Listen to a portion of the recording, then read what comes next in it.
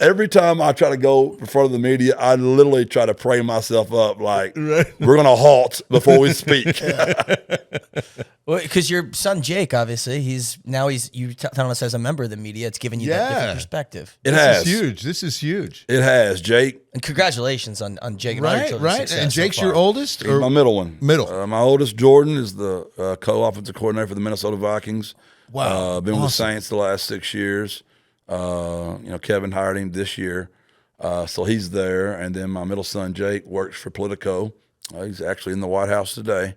Wow. Jake, it gives it to me from a different perspective. Like he gives it to me from y'all's perspective.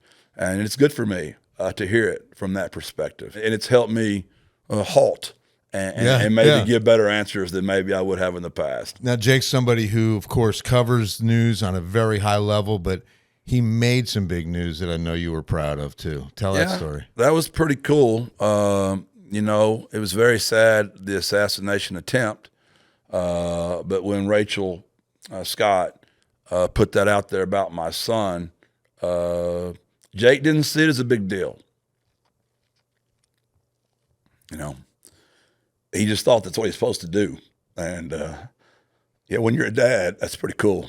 And it's brought him a lot of attention that he doesn't really want, but he really loves Rachel.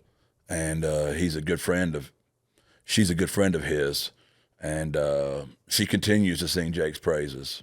At the White House Correspondents' Dinner, his mom showed me where she said something else nice about my son. And he was in attendance and got to be there. So I always told my kids their entire lives, pick out something you would do. And if you never got paid a dime, you'd still do it.